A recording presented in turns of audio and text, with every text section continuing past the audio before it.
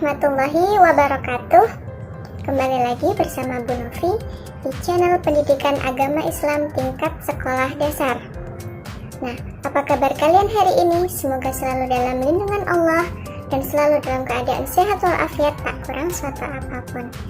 Nah, kali ini Ibu akan membahas materi kelas 5 bab yang kedua tentang mari mengenal Rasul-Rasul Allah. Baik, masuk ke materi. Materi kali ini adalah mari mengenal Rasul-Rasul Allah. Nah, sebelum kita masuk terlalu jauh ke materi, nah kita kenalan dulu sama yang namanya Rasul. Rasul itu siapa? Rasul itu siapa? Rasul itu berasal dari kata irsal yang artinya membimbing dan mengarahkan, membimbing atau mengarahkan. Nah, kemudian Rasul mengimani adanya Rasul merupakan rukun iman yang keempat. Nah, rukun iman yang keempat ini adalah percaya bahwa adanya Rasul. Berapa jumlah Rasul yang wajib kita ketahui? Nah, ada 25 Rasul yang wajib kita ketahui. Nah, siapa di sini dari antara anak-anak yang sudah hafal 25 Nabi dan Rasul? Nah, mari kita sebutkan bersama-sama ya.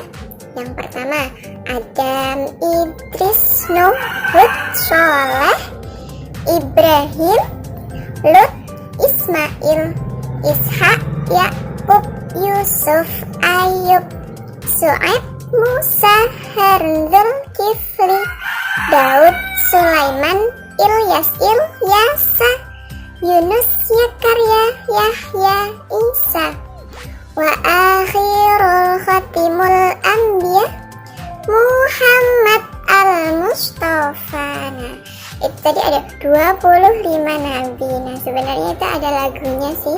Dulu waktu Bu Novi masih TK itu lagunya hampir seperti itu kira-kira. Nah, ada 25 Rasul tadi. Harap dihafalkan ya.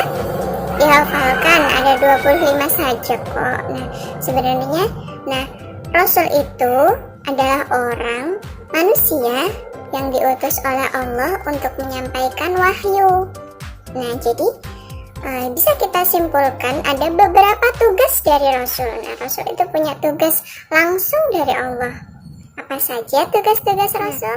Tugas-tugas yang harus dilaksanakan oleh Rasul itu setidaknya ada 6 tugas pokok.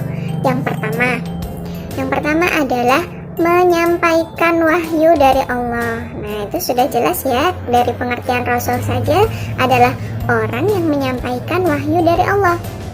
Kemudian yang kedua adalah menyerukan kabar-kabar gembira, kabar-kabar menyenangkan dari Allah untuk orang-orang yang mukmin, untuk orang-orang yang beriman. Kemudian yang ketiga adalah meluruskan atau membenahi orang-orang yang ingkar. Jadi orang ingkar itu tidak semata-mata ditinggal, tetapi harus diarahkan, kalau bisa diarahkan, diajak kebaikan. Nah, itu. Kemudian yang keempat yaitu menyeru kepada umat manusia untuk meluruskan iman, untuk meluruskan bahwa kepercayaan bahwa pangeran atau Tuhan itu satu, yaitu Allah Subhanahu wa Ta'ala. Kemudian memberi contoh berhubungan terhadap sesama manusia, hubungan baik antar manusia. Jadi mengajarkan tentang kebaikan, bagaimana kita bersikap baik kepada sesama tetangga, kepada teman, kepada orang tua, menyampaikan akhlak-akhlak yang baik. Nah, seperti itu. Kemudian dan yang paling penting memang yaitu menyempurnakan akhlak-akhlak umat manusia. Jadi akhlak atau tata krama yang diajarkan oleh Rasul-Rasul kita itu harus kita teladani, terutama Nabi Muhammad SAW yang memang diutus ke dunia untuk menyempurnakan akhlak. Nah, baik, setelah kita mengenal ada 25 Rasul yang wajib kita imani, kita sudah tahu tugas-tugasnya apa. Nah, sekarang kita mengenal lebih jauh tentang sifat-sifat Rasul. Nah, Ada berapa sifat yang harus yang wajib kita ketahui? Ada 4 sifat wajib Rasul. Nah, itu apa saja? Yang pertama adalah syidik, kedua amanah, ketiga tabligh, dan yang keempat adalah fadhonah. Nah, kita bahas satu persatu. Yang pertama adalah syidik. Syidik itu artinya benar. Jadi setiap yang diajarkan oleh Rasul itu pasti kebenarannya. Kemudian amanah. Amanah itu terpercaya, dapat dipercaya. Kemudian yang ketiga adalah tabligh. Nah, tabligh itu menyampaikan. Nah, itu sesuai banget dengan tugas dari Rasul, yaitu tabligh, menyampaikan. Kemudian yang keempat adalah fadhonah. Fadhonah itu cerdas.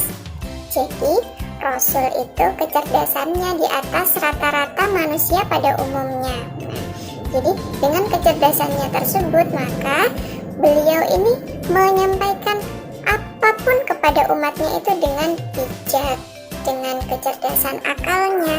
Nah, yang dibekali oleh Allah Subhanahu wa Ta'ala, Rasul Ulul Azmi atau Nabi Ulul Azmi. Nah, apa sih? Siapa itu nabi-nabi atau rasul-rasul Ulul Azmi?